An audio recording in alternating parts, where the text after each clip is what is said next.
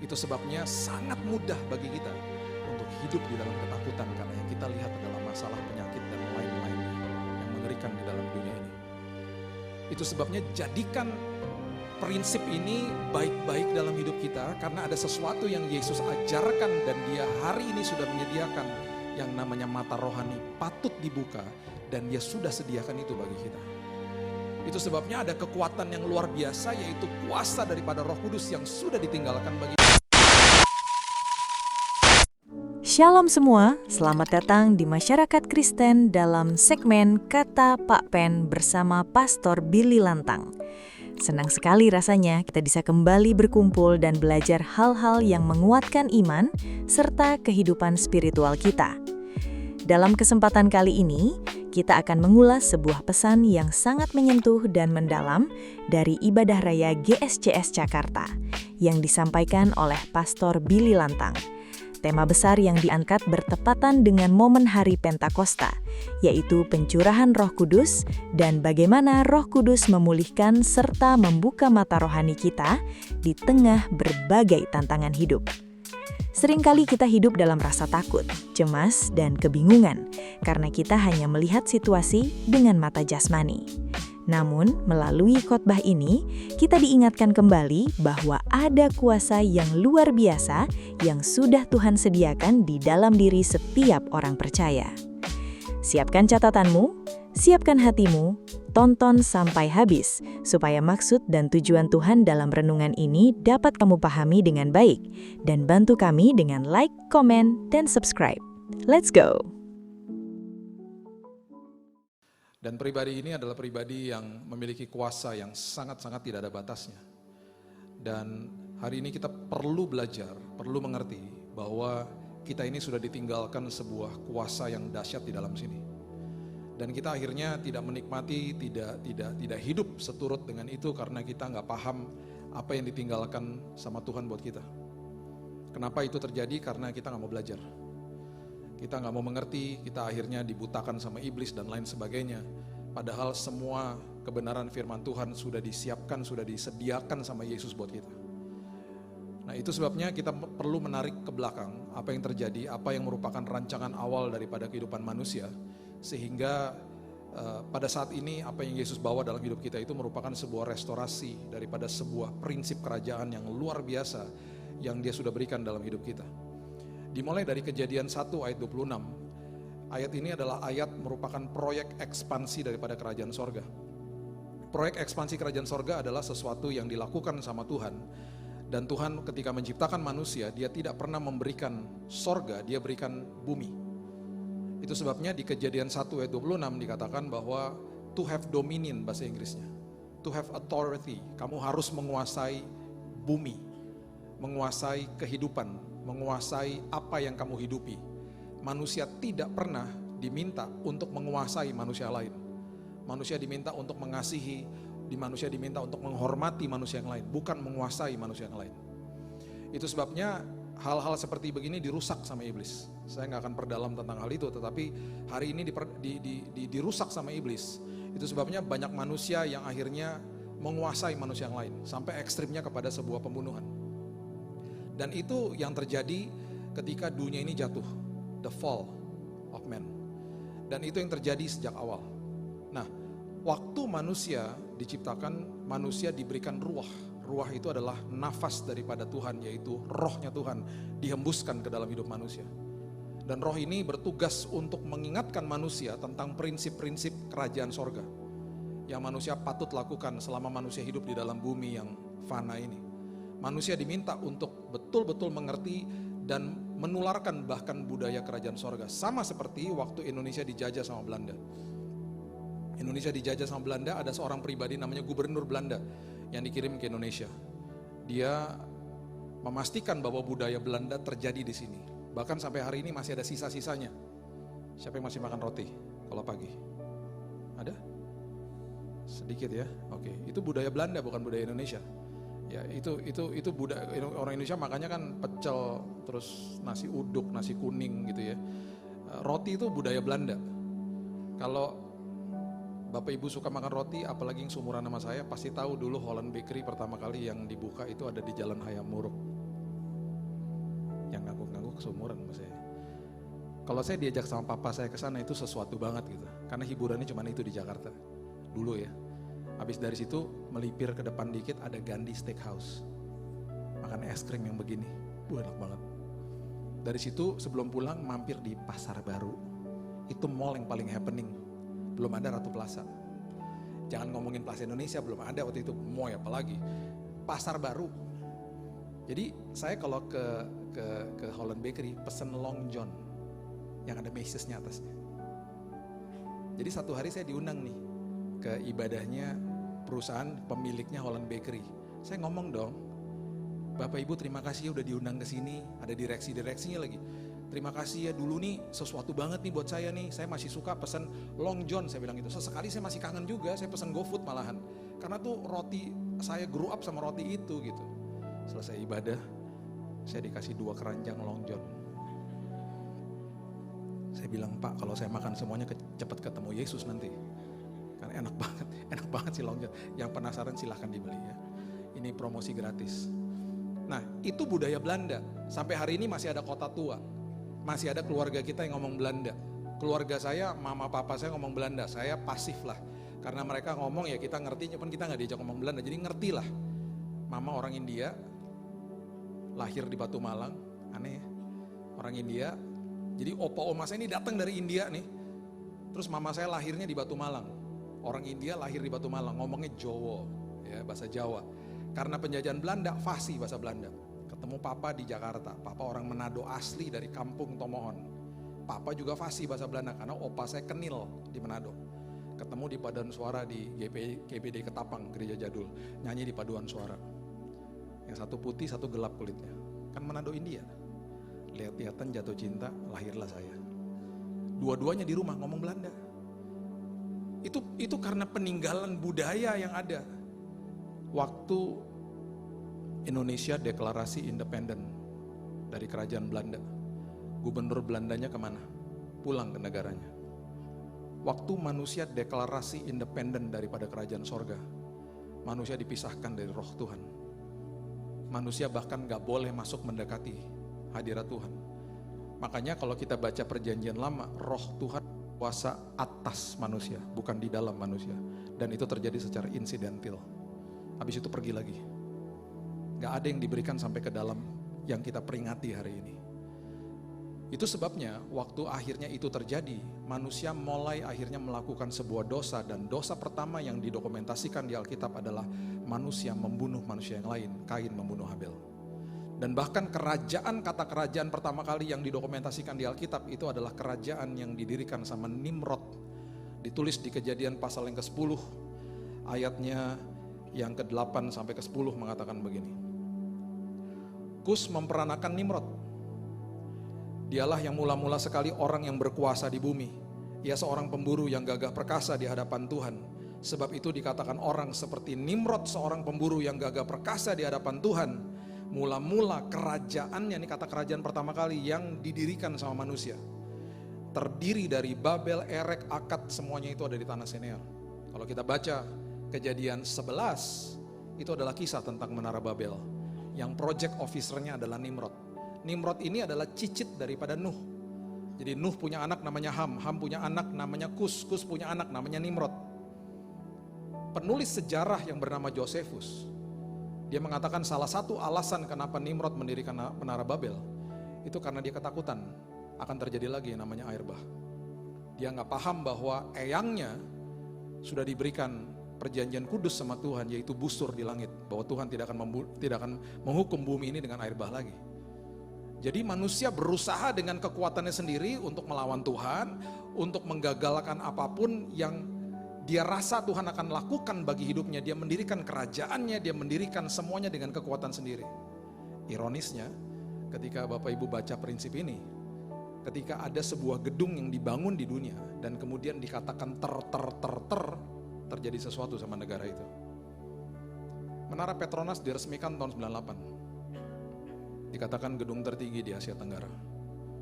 Tahun 98 Malaysia kena Krismon. Burj Khalifa 828 meter diresmikan di Dubai, gedung tertinggi di dunia, dibanggakan pada saat itu. Emirates kena krisis moneter saat itu. World Trade Center yang ada di New York, itu merupakan gedung tertinggi di Amerika sebelum ada Sears Tower di Chicago. Kedua gedung itu yang merupakan ikon daripada kota New York udah gak ada lagi sekarang, hancur sama teroris. Dan itu yang terjadi karena manusia mulai mendirikan kerajaannya, dan hari ini manusia mendirikan kerajaannya atas hidupnya sendiri. Karena manusia merubah prinsip jalan kebenaran dan hidup menjadi hidup kebenaran dan jalan. Yesus bilang begini kepada Thomas yang dia tahu satu hari akan ragu-ragu. Jalan, kebenaran, dan hidup. Urutannya begitu. Manusia bilang begini, masuk ke dalam jalan itu ujungnya seperti apa? Gua gak bisa lihat juga. Makanya manusia gak pernah percaya kepada sesuatu yang tidak terlihat dengan mata jasmaninya. Dia akan katakan ujungnya seperti apa? Orang saya gak tahu ujungnya, kepastiannya gak ada, gak bisa dilihat dari awal. Itu sebabnya Tuhan bilang apa? Masuk ke dalam jalan sini, baru kamu akan menikmati yang namanya kebenaran, dan aku akan memberikan hidup yang berkelimpahan di dalam hidupmu. Sama manusia dirubah. Saya gak mau jalan kebenaran dan hidup, saya mau hidup sesuai sama keinginan saya, mendirikan kerajaannya. Saya minta dibenarkan apa yang saya lakukan, dan baru saya cari jalannya. Itu prinsipnya manusia. Itu sebabnya manusia menolak Tuhan, karena bagi dia tidak ada kepastian. Seolah-olah. Kenapa seperti begitu? Karena ini yang terjadi di awal waktu manusia deklarasi independen. Kejadian pasal yang ketiga, ayat yang ke-7 mengatakan begini. Waktu manusia jatuh dalam dosa, maka terbukalah mata mereka berdua. Selama itu mata mereka memang gak kebuka. Selama itu mereka berjalan di dalam mata rohani, dipimpin sama roh Tuhan. Yang terbuka apa? Mata jasmaninya kebuka. Maka terbukalah mata mereka berdua. Ingat, mereka berdua ya.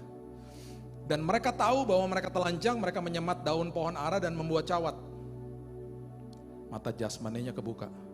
Dan sampai hari ini, kita yang hidup saat ini, kita melihat dengan mata jasmani karena kejatuhan sejak awal. The fall of man. Itu sebabnya sangat mudah bagi kita untuk hidup di dalam ketakutan, karena yang kita lihat adalah masalah penyakit dan lain-lainnya yang mengerikan di dalam dunia ini. Itu sebabnya jadikan prinsip ini baik-baik dalam hidup kita, karena ada sesuatu yang Yesus ajarkan dan dia hari ini sudah menyediakan yang namanya mata rohani patut dibuka, dan dia sudah sediakan itu bagi kita. Itu sebabnya ada kekuatan yang luar biasa, yaitu kuasa daripada Roh Kudus yang sudah ditinggalkan bagi kita. Bapak Ibu, salah satu yang membuat manusia stres, ironisnya tuh begini, kita tahu kita gak sempurna, tapi kita tanpa kita sadari kita berusaha untuk jadi sempurna di hadapan Tuhan. Dan gak akan pernah bisa. Kita berusaha jadi sempurna di hadapan Tuhan, makanya timbul kalimat-kalimat Tuhan layakkan aku ya Tuhan, padahal udah terima Yesus. Tuhan aku gak layak, Tuhan datang ke hadirat-Mu. Kita ngomongnya begitu kalau di dalam doa kita. Terus kita mulai mengeluh, Pak kayaknya Tuhan marah sama saya Pak. Pak iman saya jatuh bangun Pak. Saya mau beritahu kepada Bapak Ibu sekalian, saya juga gitu. Iman saya juga gak pernah konsisten, begini-begini juga. Kita semuanya manusia kok. Saya bisa mengalami yang namanya kesembuhan luar biasa sama Tuhan, dikasih mujizat. Tapi apakah besoknya iman saya akan seteguh begitu? Belum tentu juga. Iman kita akan begini-begini terus sampai selama-lamanya, karena kita gak pernah akan bisa sempurna. Tapi kita menyembah Tuhan yang sempurna. Itu sebabnya dia bilang begini, aku adalah pemimpin imanmu, dan aku adalah penyempurna imanmu. The author and the finisher of your faith. Itu Tuhan. Bahkan Tuhan bilang begini, kalau kamu mau lihat kuasaku dinyatakan dalam hidupmu, justru di dalam kondisimu yang lemah, kuasaku aku nyatakan. Jadi harusnya prinsip hidup kita tuh begini, Tuhan aku sadar aku lemah. Aku sadar Tuhan aku gak sempurna. Aku sadar itu Tuhan, tapi aku juga sadar aku gak mau dibohongin sama iblis.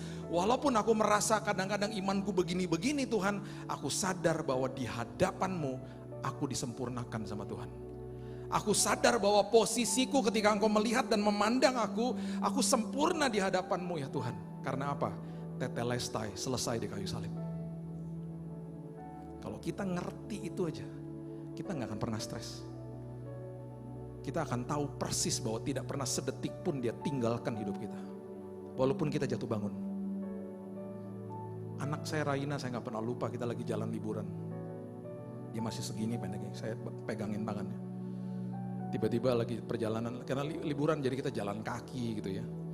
Terus tiba-tiba dia bilang, dia tarik-tarik celana, Dad, I'm tired, capek, gendong dong Dad, gendong. Saya gendong dia.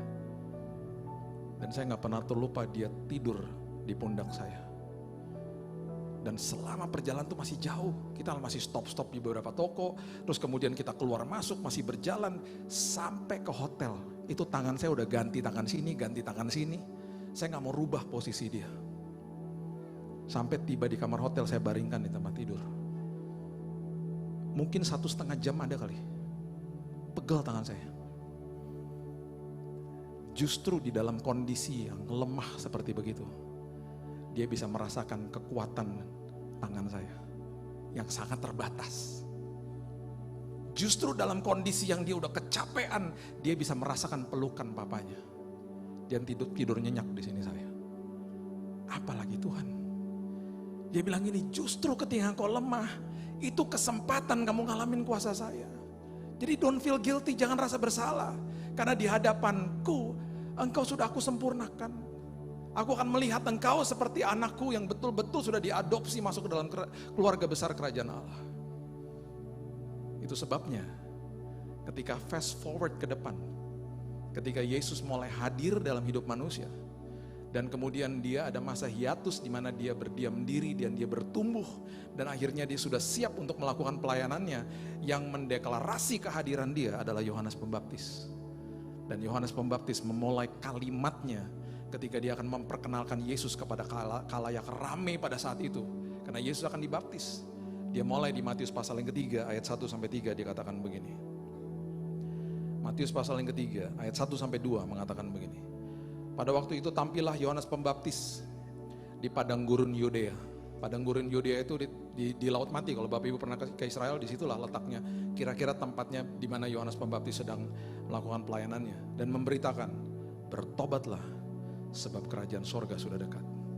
Dia lagi katakan kepada orang banyak, bertobatlah karena sebentar lagi pembawa prinsip kerajaan sorga akan hadir.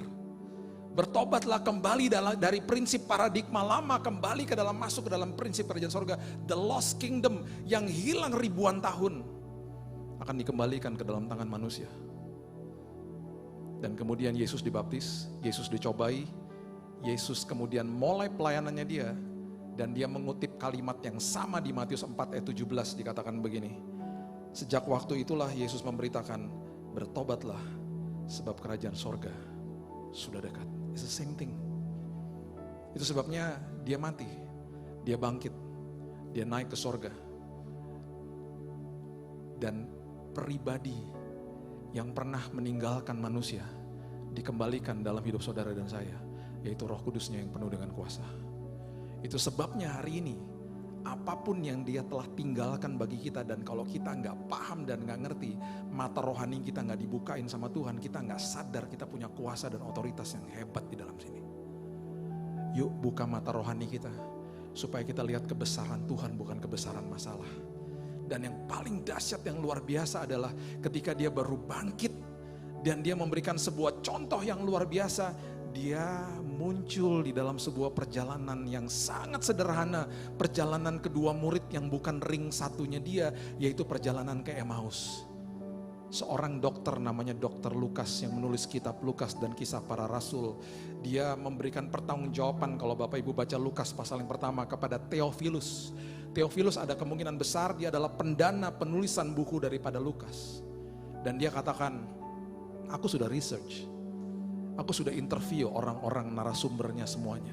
Dan aku pastikan apa yang aku tulis itu akurat. Dan dia punya gaya bahasa yang luar biasa karena dia seorang dokter. Dia tulis dengan sangat detail. Dia tulis di Lukas pasalnya yang ke-22. Dia katakan begini. Lukas pasal yang ke-24 maksud saya.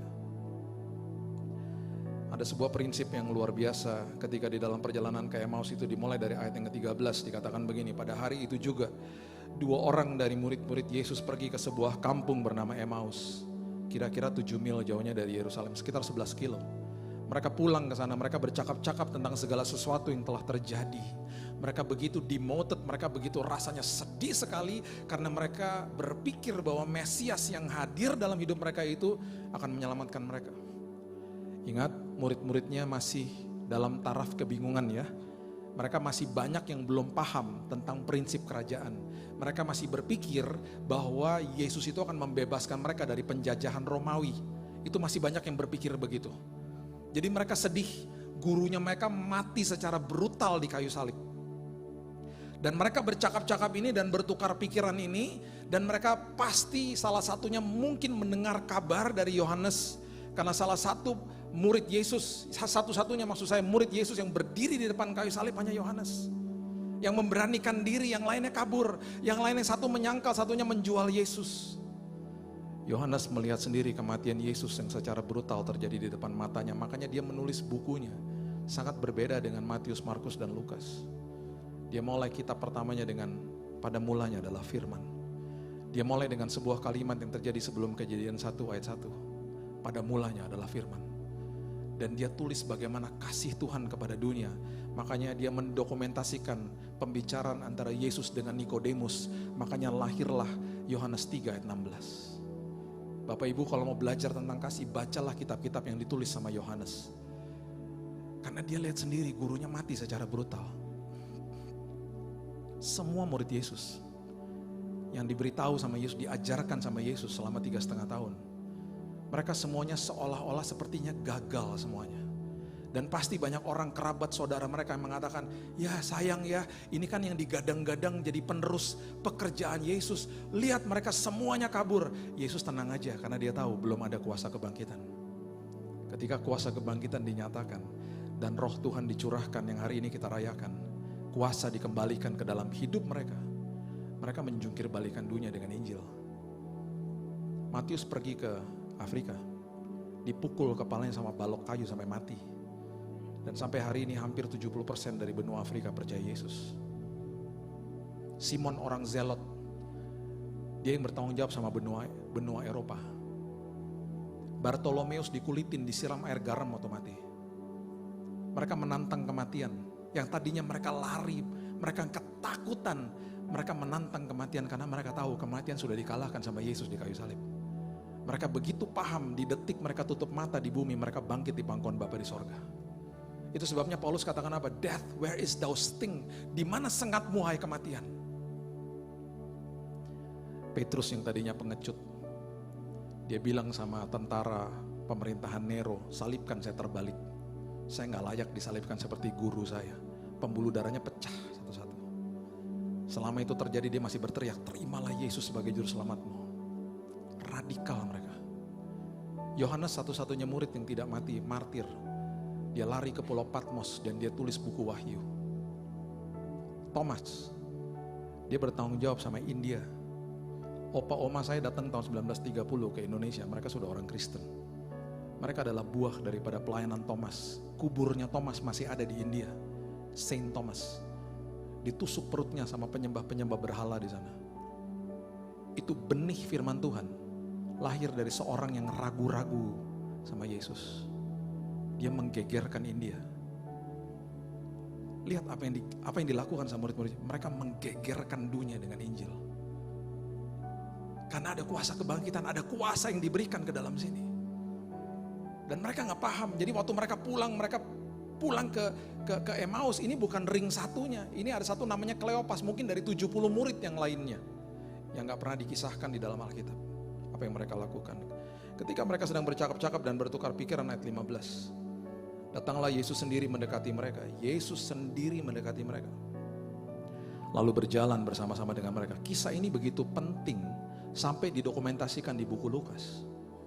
Dan perhatikan ini, tetapi ada sesuatu yang menghalangi mata mereka.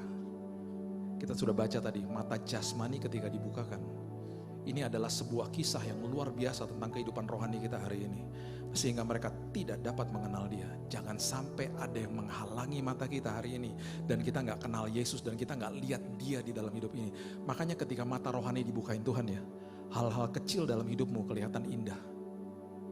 Ketika mata rohani dibukain sama Tuhan, di rumah sakit yang saya lihat hanya selang dan bunyi nit, nit, regulator daripada kemo saya.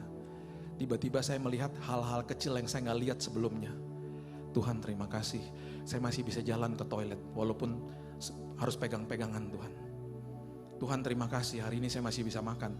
Tiba-tiba Tuhan terima kasih ada film kartun dan saya masih bisa nonton. Dan saya masih sadar dan saya masih bisa ketawa Tuhan nonton film kartun Tom and Jerry.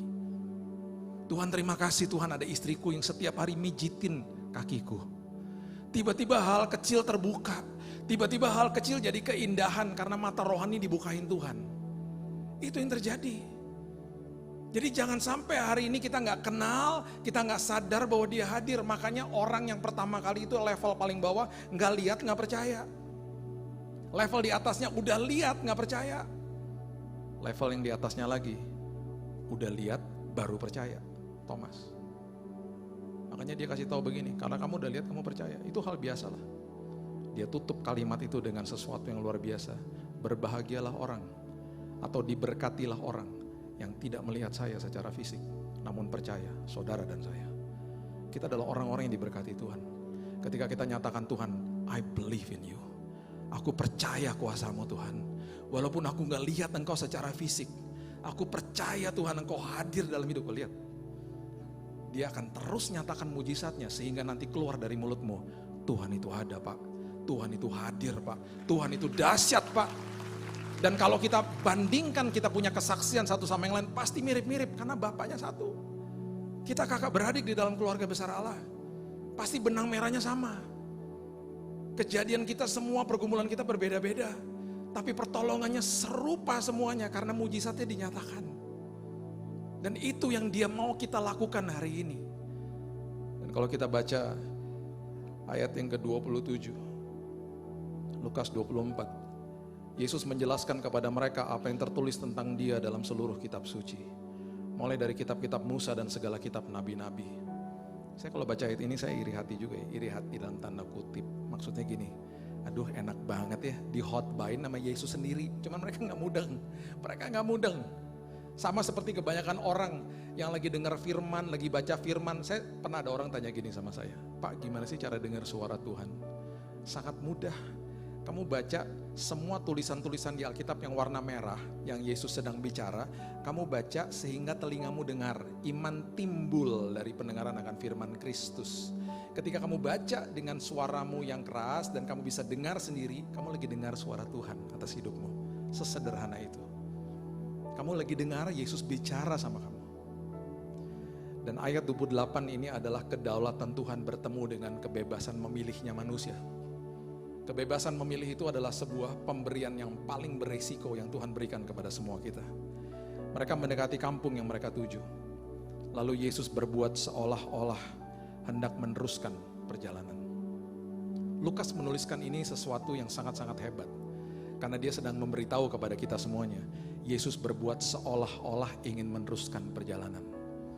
Berarti waktu mereka sampai di tempat itu, kalau bisa divisualisasikan, dia mungkin mengatakan sebuah kode, dalam bentuk kode dia kasih tahu, enak juga ya rumah kamu ya, hangat juga ya, aduh dinginnya di luar ya, ya udah deh saya jalan dulu ya, kayak kasih kode. Dia berbuat seolah-olah ingin meneruskan perjalanan karena Tuhan tidak akan pernah paksa manusia. Dia berbuat seolah-olah ingin meneruskan perjalanan dan pastinya di dalam hatinya, undang dong aku masuk. Itu Tuhan. Kedaulatan Tuhan bertemu collision course sama kebebasan untuk memilih. Puji Tuhan diundang masuk sama murid-muridnya. Mereka sangat mendesak Yesus, katanya tinggallah bersama-sama dengan kami. Sebab hari telah menjelang malam, matahari hampir terbenam. Lalu masuklah Yesus, tinggal bersama-sama dengan mereka.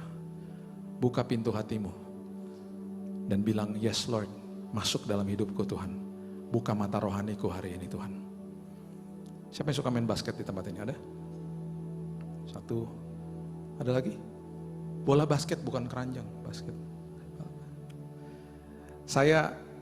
Anak-anak saya bilang basket agama kedua saya, katanya gitu, kata anak-anak saya. Karena saya suka banget main basket. Saya dulu waktu tahun 80-90 waktu masih kuliah, tua juga gue, jadi ngaku deh umur. Saya kalau main basket dulu pernah waktu umur 20-an ya, rekornya 6 jam pernah, latihannya Karena suka banget. Pak Sandiaga Uno tuh teman main saya dulu waktu masih kuliah. Dia universitas berbeda. Kalau lagi ngadu antar universitas, itu kalau dia main saya yang jaga, kalau saya main dia yang jaga. Karena kita berdua paling cepat lah di situ. Dan saya sampai nonton dan suka dan sebelum saya bertobat ini ya. Dan saya dulu idola saya namanya Michael Jordan. Tahu ya? Yang mirip saya bukan mirip dia. Jadi satu hari tahun 94, saya bilang gini sama teman saya. Yuk kita pergi ke Chicago, kita nonton Michael Jordan. Yuk, kita tinggal di tengah di negara bagian Oklahoma. Kita naik mobil ke atas ke Chicago tuh 9 jam. Kita berdua pergi ke sana, kita beli tiket. Habis kita sampai di sana saya bilang sama teman saya, kita pergi ke Michael Jordan restoran yuk, karena ada restorannya, udah tutup sekarang. Sebelum game. Ya udah yuk berdua kita pergi ke sana. Sampai di sana itu lantai awal, lantai dasar. Itu pintu masuknya seperti begini nih, lorong panjang, di ujung situ ada pintu tulisannya VVIP. Di ujung situ ada tangga ke atas. Restoran tulisannya gitu. Kita naik ke atas, restoran di atas gede. Habis kita makan selesai, saya bilang sama teman saya, yuk udah waktu nih, kita pergi ke stadion. Kita turun dari tangga. Lagi turun dari tangga, pintu VVIP kebuka, turun ya dari bawah, dari atas, turun, pintu VVIP kebuka. Yang keluar Michael Jordan. Sendirian.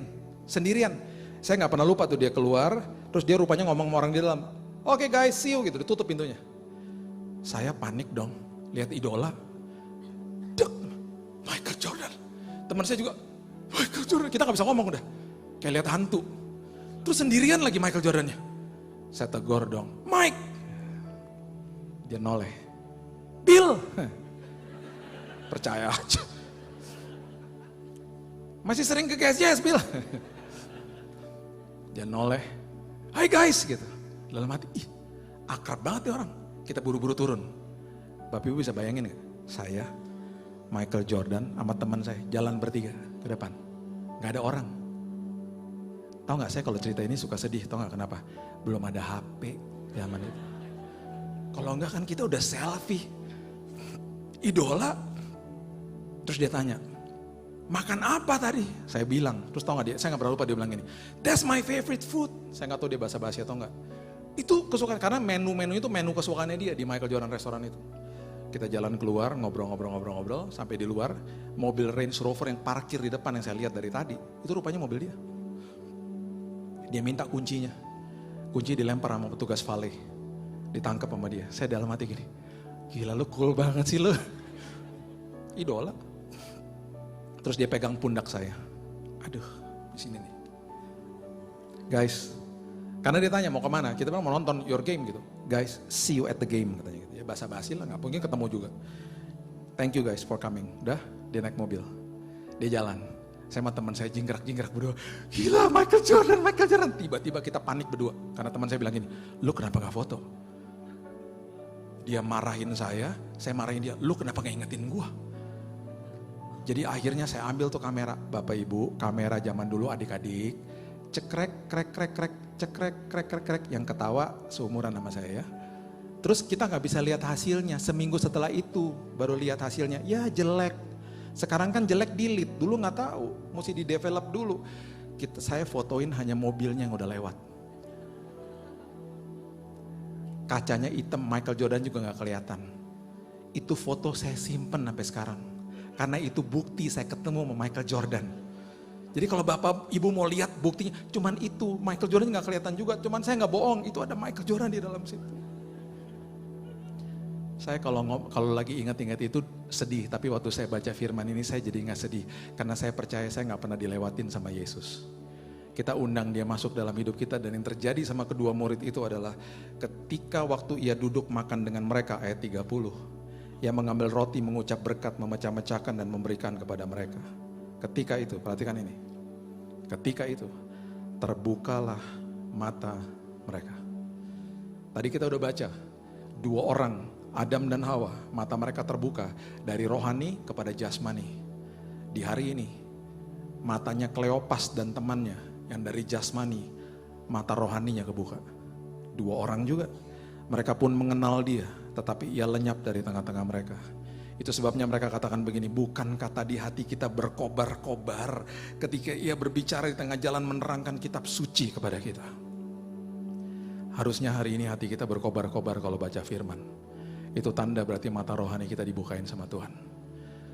Hari ini firman Tuhan ditinggalkan untuk kita oleh Yesus. Roh Kudus sudah dikembalikan ke dalam tangan kita. Dan yang kita bisa dengar hanya suara Dia setiap hari. Saya tutup dengan kisah nyata ini. Ada seorang bisnismen naik pesawat charter. Dia pesan pesawat, dia bayar pesawat ini, pesawat baling-baling pesawat kecil. Dia duduk di samping pilotnya, karena pesawat kecil. Dengan temannya duduk di belakang. Dia charter pesawat itu karena dia perlu pergi ke sebuah kota di Amerika. Ini benar-benar terjadi. Ini bisnismen ini anak Tuhan. Sebelum pergi mereka berdoa.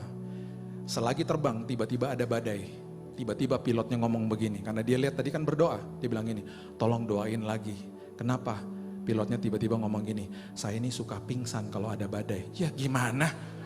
Lu kan pilot, kenapa lu terbang dari tadi? Ya saya nggak tahu, tadi saya lihat cuaca baik-baik aja. Tapi cuaca suka berubah dengan cepat di sini. Dia lagi nyuruh berdoa, dia tiba-tiba pingsan beneran. Bisnismennya kaget, panik.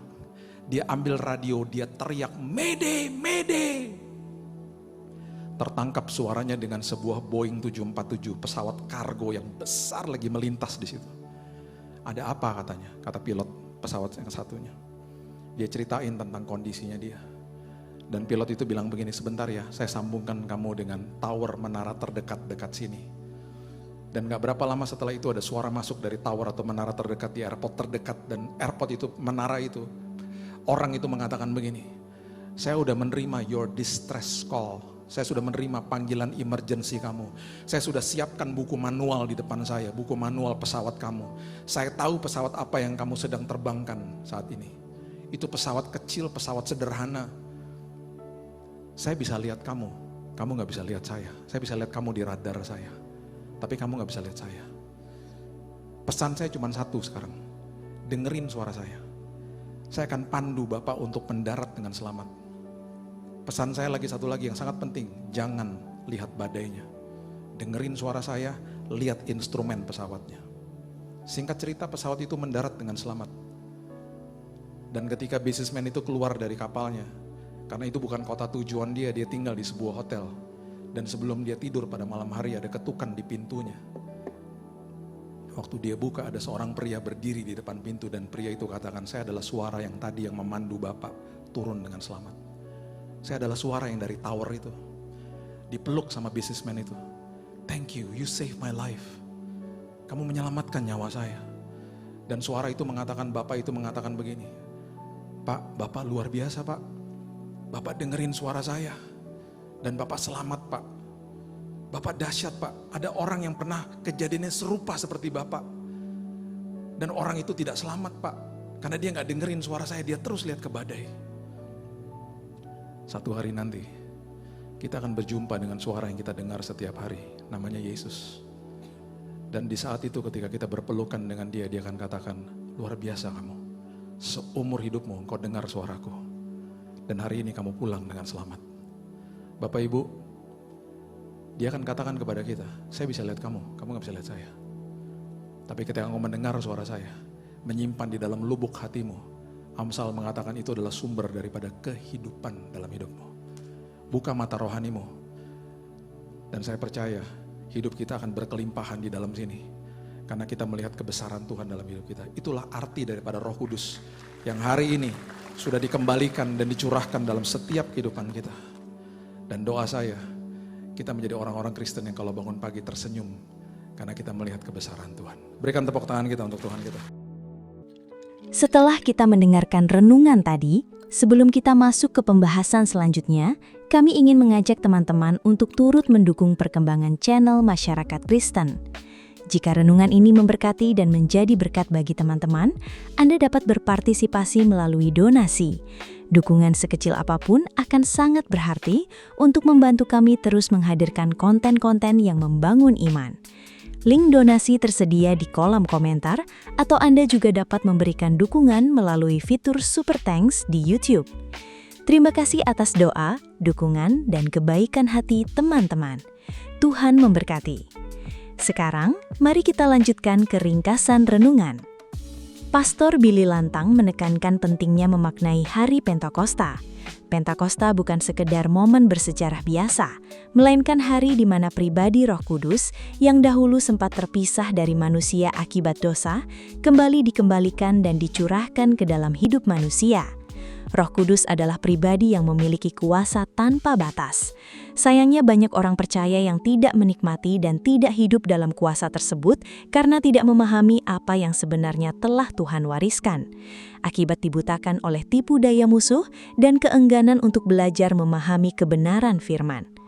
Untuk memahami hal ini, kita perlu melihat kembali ke rancangan awal penciptaan dalam Kitab Kejadian, pasal 1 ayat 26. Sejak awal, proyek ekspansi kerajaan surga dimulai ketika Tuhan menciptakan manusia dan memberikan mandat untuk menguasai serta mengelola bumi. Penting untuk diingat, manusia dipanggil untuk menguasai kehidupan dan mengelola bumi, bukan untuk menguasai atau menindas sesama manusia. Manusia dipanggil untuk saling mengasihi dan menghormati.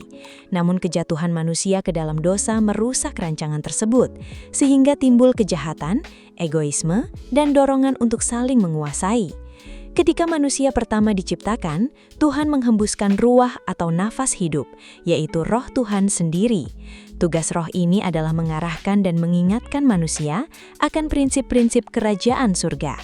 Namun ketika manusia memilih untuk mendeklarasikan kemerdekaan sendiri atau berbuat dosa, manusia terpisah dari hadirat dan roh Tuhan. Dalam Perjanjian Lama, kehadiran roh Tuhan bersifat insidental dan hanya hinggap di atas orang-orang tertentu, tidak diam secara permanen di dalam hati manusia seperti setelah peristiwa Pentakosta. Akibat dari terpisahnya manusia dari Tuhan terlihat pada pembangunan kerajaan Nimrod dan Menara Babel dalam Kitab Kejadian pasal 10 dan 11. Nimrod mendirikan bangunannya sendiri sebagai bentuk kemandirian dan perlawanan terhadap Tuhan karena rasa takut akan bahaya, meskipun Tuhan sebenarnya sudah memberikan janji pelangi sebagai tanda perjanjian.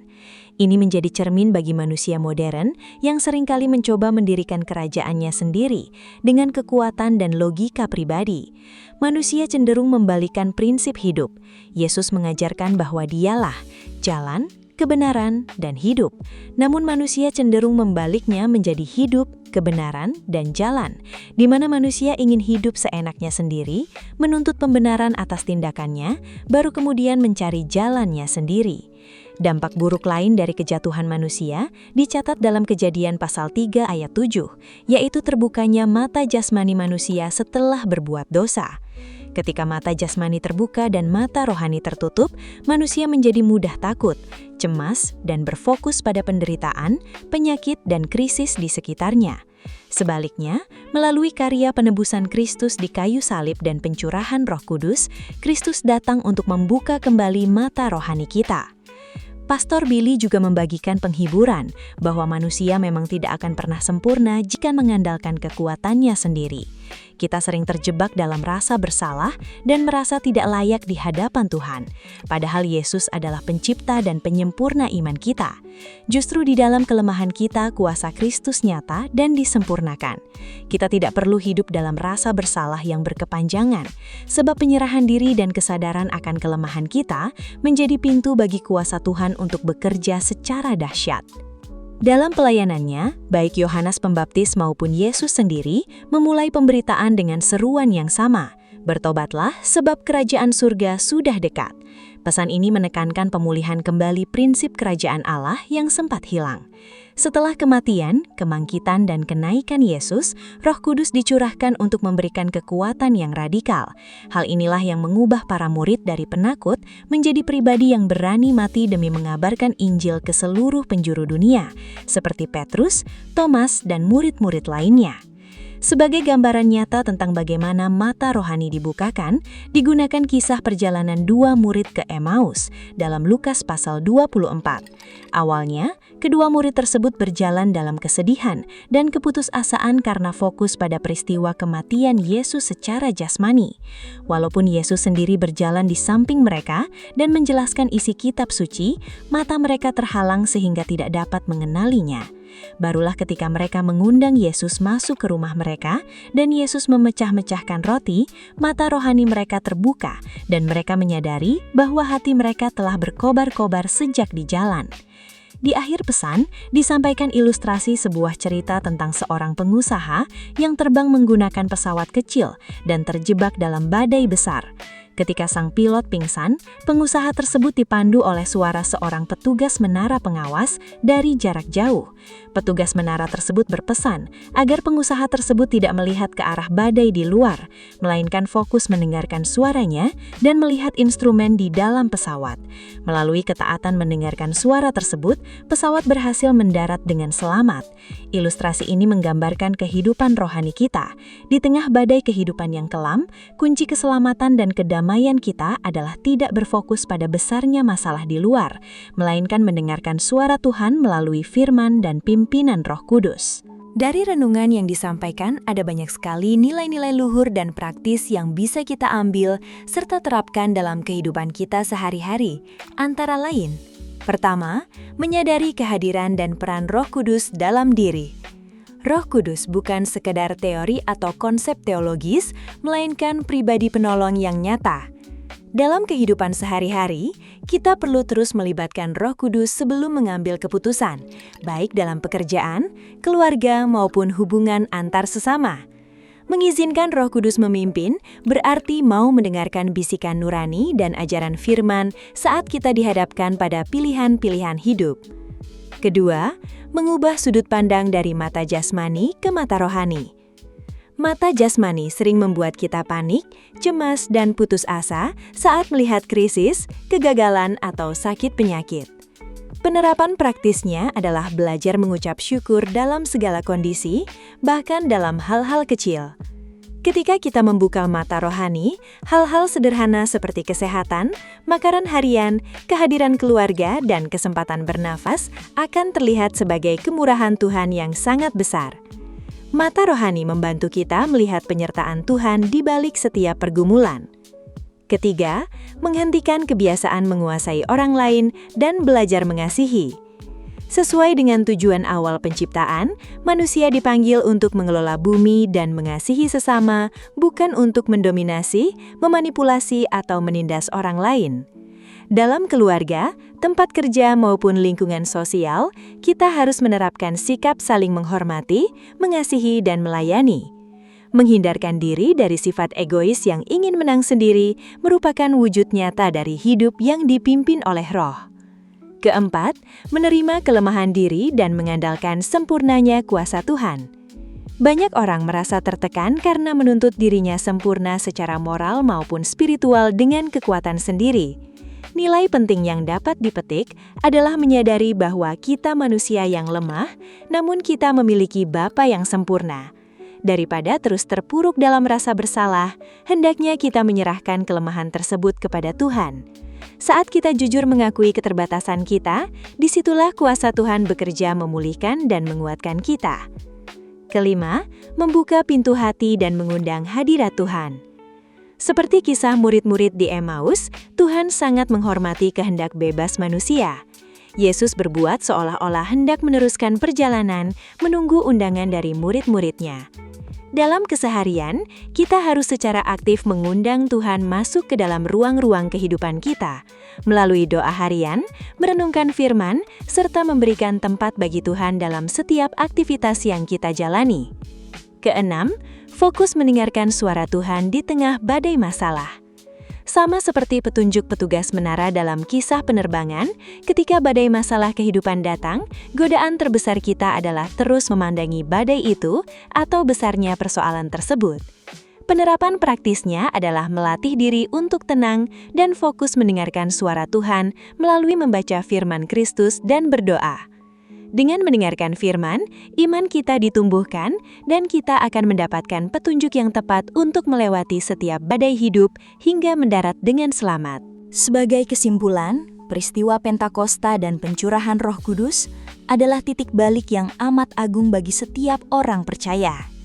Kita tidak lagi berjalan sendirian di dunia yang penuh tantangan ini. Roh Kudus telah dikembalikan ke dalam diri kita sebagai penghibur, penolong, dan sumber kuasa yang tidak terbatas.